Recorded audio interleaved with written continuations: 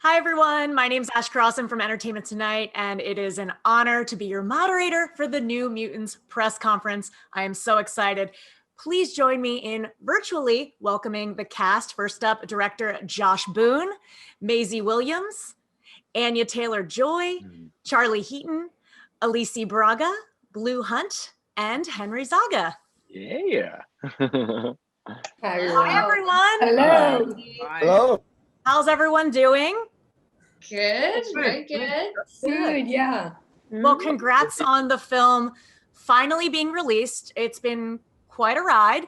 Many release date changes, a merger, a global pandemic. I mean, this has been a journey.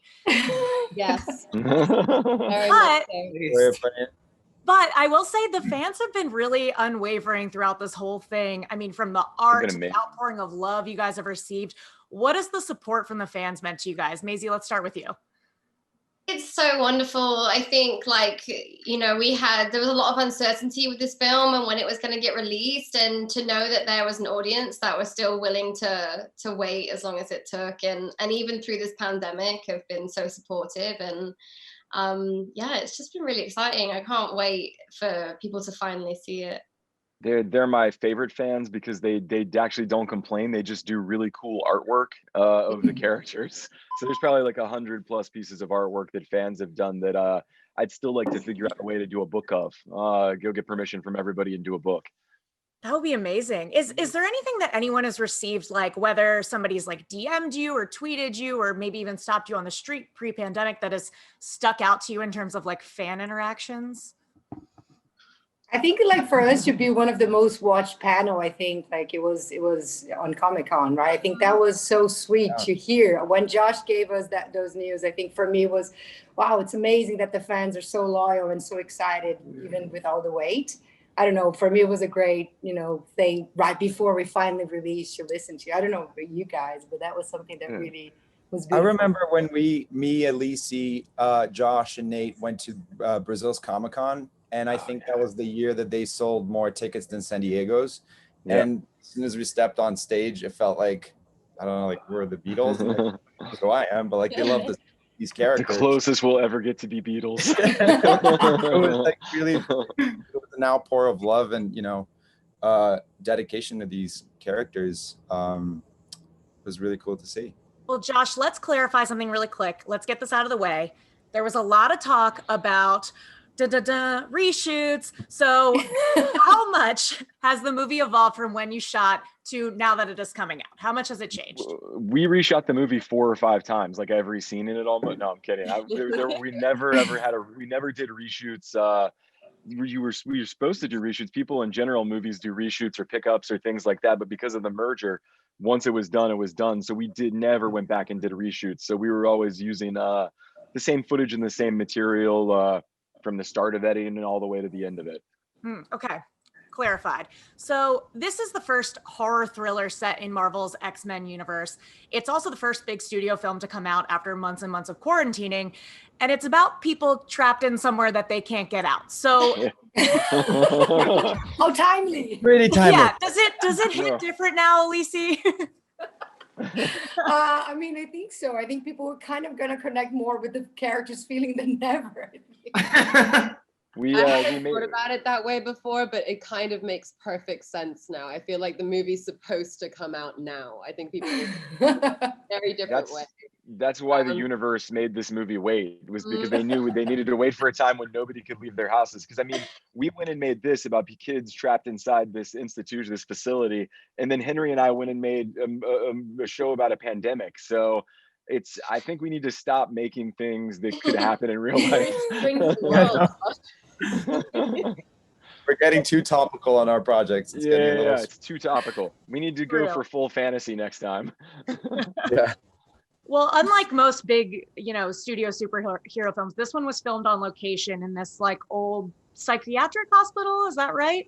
Yeah. Which I imagined is an absolute playground for ghosts. But how did filming in this location inform your performance, and especially at night? Henry, let's go with you on this one. I mean, to me, it was more about the smell. I think there was something really creepy about the smell. It just got into your soul before you thought about it.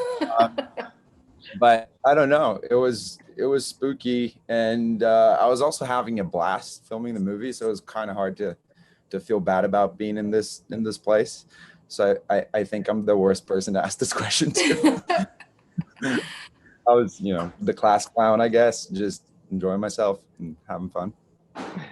Yeah, I think like filming there really helped to get the feel of kind of reality of it, like having actual walls and actual energy for a film like this, and like it felt kind of like in a way that we were doing an independent film sometimes because we were on location, so it wasn't only blue screens and creating.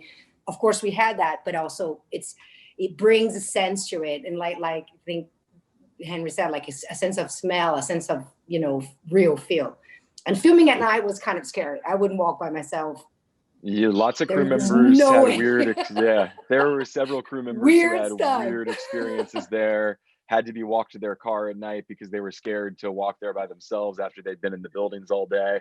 Yeah, it was. People definitely had weird encounters. And the groundskeepers that worked there for years had some really awful stories to tell us why we should walk alone at night around. Yeah. I remember him putting his arm around me and he was like, "See that basketball court over there?" I was like, "Yeah." He goes, the state made that for little Jimmy when he came here. I was like, "Oh, they made it for a kid. That's so sweet." And they were like, "He stabbed his family." And I was like, "Oh, Jimmy, not good." Yeah. Well, beyond the horror elements, this movie deals with these young mutants with burgeoning abilities, and they can be insecure and angsty and growing pains and all that. So, everything that young people deal with. So how do you think younger audiences will resonate with your characters? And did tapping back into your teenage self help with the creation of your character? Anya? Oh, yeah. I mean, I think any opportunity to go back to teenagedom is not necessarily the most fun experience, but you definitely learn a lot about yourself afterwards.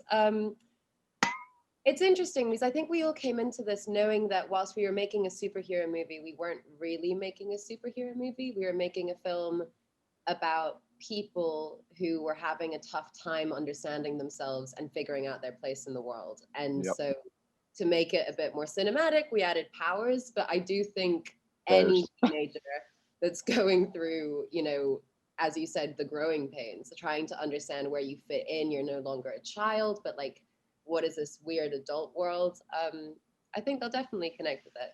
And then we have powers, which is really cool. So, Yeah. I would say too is really made for teenagers who are outsiders, people who feel out of place, and who are going through a tough time in general. I sort of always say I make couch movies, which are like when I was a teenager and I was really depressed, I'd have like a certain movie I'd pop on and go lay on the couch and make me feel better. Yeah. So it's like these kind of movies are those kind of movies where hopefully they'll be your friend. What was your movie? Oh, sorry, you go. No. That's embarrassing, and I'm not gonna. There are always movies with romance in them, and romantic comedies or things like that. I'm not gonna admit to any of them. Anya, what were you gonna say? I was just gonna say that actually the setting really helped with that because it did feel like we were kind of in a high school / college experience where we were all going to the same place every single day and then going back to like dorms. So it did feel like it was like a college experience, but where the set that you were on, somebody had hung themselves there maybe 40 years before. To be fair, I've shot in too many like abandoned mental hospitals. I'm like really way too chill about the whole situation. But, I remember in the attic that we shot in on the first day, that was a place where somebody had hung themselves. They said it might even have been more than one person, because the place that we shot in was 150 years old. Yeah. With some weird, encryption on the wall. Someone there, like, was it a Death Note? I don't know. It also felt like quarantine. We were quarantining in the hotel all together. Yeah. You guys were prepared. We've been quarantining really since we made the movie. Another nice thing is we had that 2 week, we had a 2 week rehearsal period, but we actually got to spend it. We rehearsed in places that we necessarily didn't shoot as well. So I don't know. I remember like we blocked a lot of things out and did things like that, which made it kind of feel very familiar. So, kind of helpful. But you guys mentioned that you were kind of holed up in this hotel filming. When you think back on that experience of all that time you spent together, what sticks out to you most when you think about like your downtime on set? Charlie? Yeah, really togetherness. I mean, you have no choice but to, hang out with the people to cook with. And it's a long period of time as well. I mean, we were there, I think it was like 3 months, all in all. And there is really nothing. I mean, sorry, Norwood, but there's not a lot to do in Norwood. Not a lot to do there. Yeah, but I was entertained though, to be fair. But yeah, I mean, just had activities. Yeah, to go tie in with the film, it really made us bond, as people, like, and learn about each other like these characters do. So kind of, it was like life was meeting art in the same moment, which was nice. Yeah, and I mean the movie's very much like, Blue comes to this institution and sort of makes everybody through her powers open up. So I guess like that's sort of the same thing that happened when we made it and everybody became friends and all that. What did you guys do? Like, what was your favorite downtime activity? When we all got in the car when Charlie was driving the 5 of us, and last time Charlie drove the car. One time. I had just learned to drive. I literally just got my license. And he's British. You were driving on the other side. I'd never driven at night before. You do all your lessons in the day, and we were driving back. I decided to take everyone to the cinema and try out my driving. And I was driving at night, and I was like, Henry, man, the lights of the car aren't on. The lights are on. I was like, I can't see anything. The storm started like just forming on top of us, like I don't know, like Anya's limbo or something. I'm like, did I make up the fact that we went to see Baby Driver on the day? No, that you went drove us? Yeah. We went to watch a race movie, and then Charlie couldn't switch on the lights of his car. Okay. Yeah. You did great, babe. I did. You did great. Very moral support, I feel like, for everyone. Well, we have to take a moment to celebrate the romantic relationship we're getting between Blue and Maisie's characters. Can you guys tell us about your connection, not only as characters, but as actors? Like, tell me about your screen test. Tell me about your audition. Yeah, we met at Blue's screen test. And, I don't know, maybe like 2 or 3 months before we shot the film. Yeah. And yeah, I've done a couple of screen tests before, but this was like the first time I had to like kiss a stranger in the screen test, and like that's always just like a pre-COVID. But that's like a nerve-wracking experience. But hearing it from your point of view, Blue, sounds like it was kind of strange because and it was also probably strange the way we did it. I mean, I had them lay down on the floor together, just like as if they were looking up at the stars like they are in the movie, and did a 2-shot of them and everything. So we did sort of really act that scene out the way we did when we shot it. Yeah, it was. I was nervous. Yeah. Did you guys feel a little magic when you kissed? I think I knew I got the part as soon as we kissed. I was like, that was real. That was real. You're like, if they made me kiss Maisie, I know I got the part. Yeah. No, it was definitely a really like I watched Maisie's show. I was like going to this audition all the way across Maisie, town, and I'm just like, what show were you on? It was like a really, I like couldn't believe that I was even there when it was happening, but it was like, it was fun. And then our whole relationship between our characters and then us as friends on set, like, was really amazing. Like, it really got me through making the movie, like our friendship and like that character relationship was really important to me. It was like probably my favorite part of Dani, honestly, is like her relationship with Rahne. Yeah, people ask me like, what are you most excited for people to see? And it's like, yes, all the cool visual effects and the big fights at the end and all that, but like just seeing these 2 girls under that dome looking up, I think is really cool to see people doing a movie. So I don't know, I'm excited for that stuff just as much as the action and the Marvel stuff and all that. Yay! Love it. Okay, I want to get to some questions from the press. The first one comes from Silas Lesnick from Movie Bill, and this one's directed at Blue. Is there anything that you have continued to learn or come to realize about your character during this longer than usual period from production to release? Yeah, I think that's actually really weird because I feel like I did realize a lot of things about Dani, about my character, like after filming.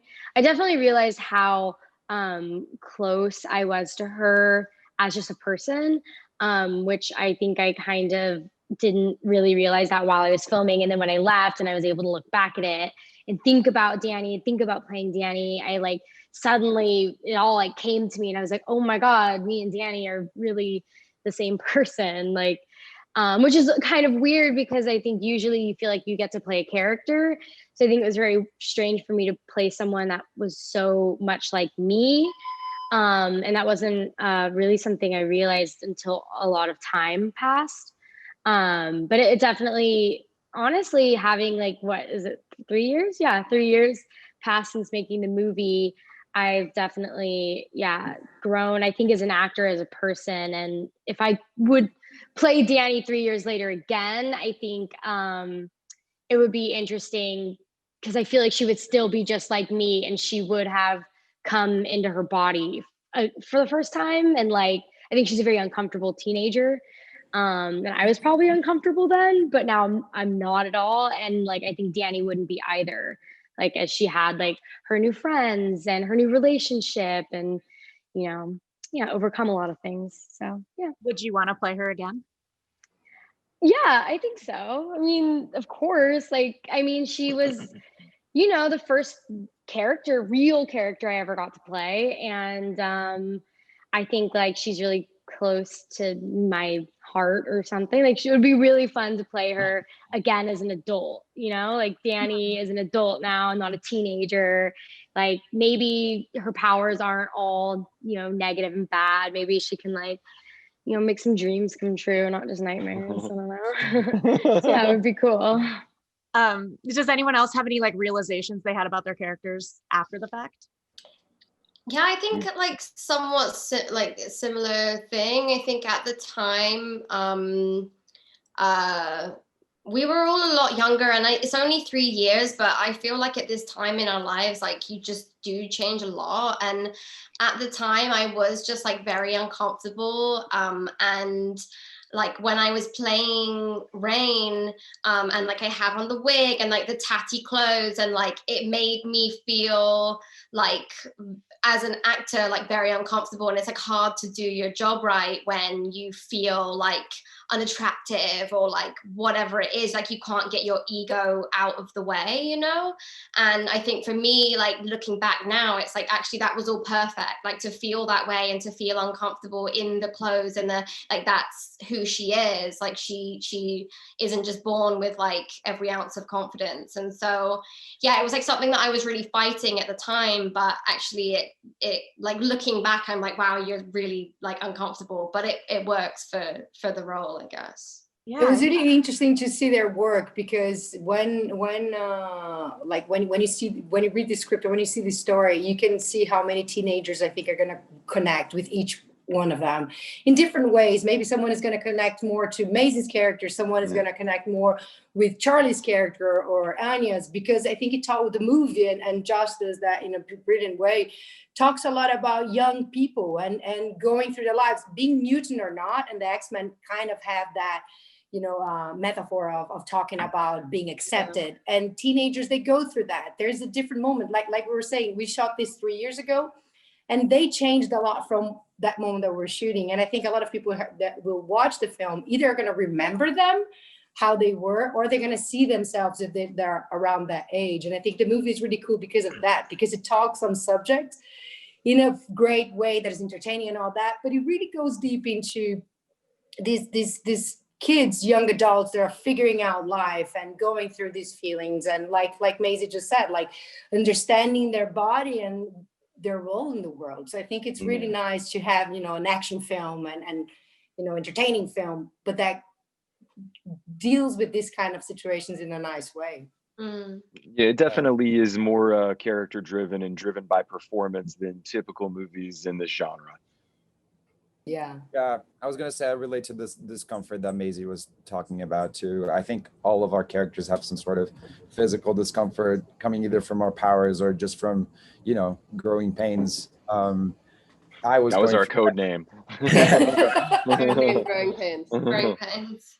Yeah, but like we were talking before about like the love for these characters. I was feeling like, I have to live up to a role, and I should have used that fear, that insecurity for Roberto, because he is trying to live up to a facade, to a pretend confident 17-year-old who's actually just like craving love and is really sensitive.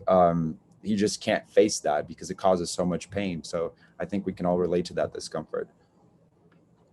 Great question, Silas. Okay, we're going to move on to Jamie Philbrick from We Live Entertainment. And this question is for Josh. Can you talk about your love for Chris Claremont and Bill Sienkiewicz's Demon Bear storyline from the comics, and why that was the right story to adapt and bring these characters to the big screen with? Well, I mean, briefly, I wrote this with my very best friend in the world. We've known each other since we were little babies. Our moms are best friends, and we grew up in the 1980s reading Marvel Comics. And I still vividly remember to this day seeing the covers of the New Mutants comics that Bill started working on, these Demon Bear ones, because they did not look like any comic book covers I'd ever seen before. They were painted, they were impressionistic, had a more slippery, surreal look than typical comic books do. I just never seen anything like that before. So they really captured my imagination, and I thought about them really for years. I remember being in LA when I first moved out in like an apartment, like 10 years before I ever made a movie. I had a stack of New Mutants comics, and I was like, maybe one day. And I was lucky enough to have made a movie for Fox that was successful, and went and begged them to let us take a crack at these comics we liked when we were young. So it all goes back to almost all these projects that I ever do go back to my childhood, or go back to things that I feel real passion and love for, because that's really all that can sustain you through how long it takes to make something, get it made, shoot it, write it, edit it. If it's just something that you love, I don't know, fleeting, I don't know that it can hold you for the length of time it takes to make it. So we try to pick things that we have deep, passionate feelings for, to hopefully connected to childhood, because those things will stay passionate about since then, be able to continue feeling that way now. Charlie, I like how you've gotten progressively further away from the screen.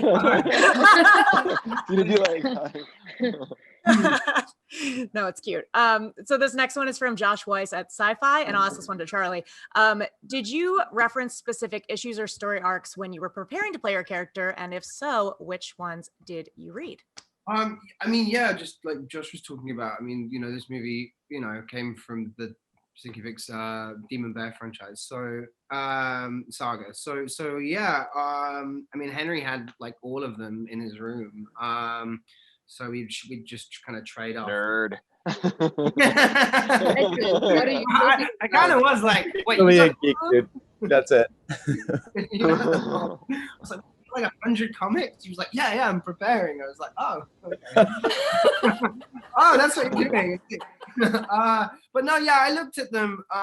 You're trying to find as much information as you can about your character, and obviously you've got the script, which gives you a lot. But trying to find as much as you can. But it's also the comics, as much as they give you kind of the shape of these characters and who they are, they don't give you that kind of inner. I never found, when we were looking at the comics, that I kind of could get a full-fledged character. So it was, I would say it's exciting to read, but I really kind of was, for me at least, preparing, was definitely kind of looking more at pulling from the script itself than necessarily the comics. The comics helped with look and style. But yeah, we're making a different piece of, this is a film, so you need to make these kind of characters real. Out. Yeah, and real. Mm-hmm. And that was conversations that we'd had, me and Josh, and it was kind of, again, looking at the script and then just going with instinct. And, you're playing this character, so you've got to give a piece of you to this character, and kind of finding what piece of you want to give to it. Was kind of how I kind of came up with Sam, and also just this idea of power, and when you have something inside of you that is, you know, manifested, and you're trying to, you know, learn how to control it, but how that plays with your emotions. So yeah, there's a lot of things really. It wasn't just like one or the other. Right. Well, Anya, similar question to you from Don K from Den of Geek. Did you delve into the comic book history of your character, or did you mostly work off what was in the script? I dove in for fun. I have to say it gets a bit confusing as to how much time Illyana spends in limbo and how old she is. And she's, I mean, which to be fair, I kind of like. It makes me, she's tough to understand. I love it. Yeah, I dove in for fun. And then, like Charlie said, you know, you have to kind of go off the script, because even if in your head you're like, oh, I pulled this bit from a comic book, somebody that hasn't read the comic, when they go and see it, they're not going to understand it. So you have to sort of present all the information out that you have in the script and on the page. But that and being we did a said, lot of oh, sorry, you just made me think. I mean, we also used everybody's original backstories from the comics, but we really did go out of our way to ground those stories and make them directly related to where the character was emotionally when you're with them in the movie. So what she said, I think, is right. It's like the comic only goes so far. It was certainly incredibly helpful to us aesthetically, and in terms of choosing shots and making it look a certain way, and using Bill's designs and Bill's character designs, because these comics were cool because they didn't wear costumes in them for a lot of Bill's run, which we were inspired by that as well. And, you know, when you have Josh as your director, like, you just have a walking encyclopedia of anything you ever need to know. So, you know, it's fun because you can read the comics at home and it's like homework, but you're actually just having a great time. And then if you're ever really stressed about something on set, you can just be like, Josh, what do you think of that? And he'll just break it down for and you. then I'll get stressed and I'll be like, oh, no. we had the perfect director for the job, and he wasn't going to let us mess with characters that he's loved for such a long time. So. Totally. Yeah, I'd say they're very much like the characters in the comics, but I'd say we had to make sense of a very convoluted Marvel history that a lot of these characters had, and their entanglements with other books and everything else. Lockheed would be a prime example of we made Lockheed much more tied to her directly in terms of her backstory and everything, because the way she gains this dragon in the comic is, you know, this dragon came from space. Kitty Pryde got it. Eventually it really became Illyana's comic. I have to say, I love Kitty. I think yeah, she's so cool. But you know, for us it was just like, I don't know how to do the space backstory.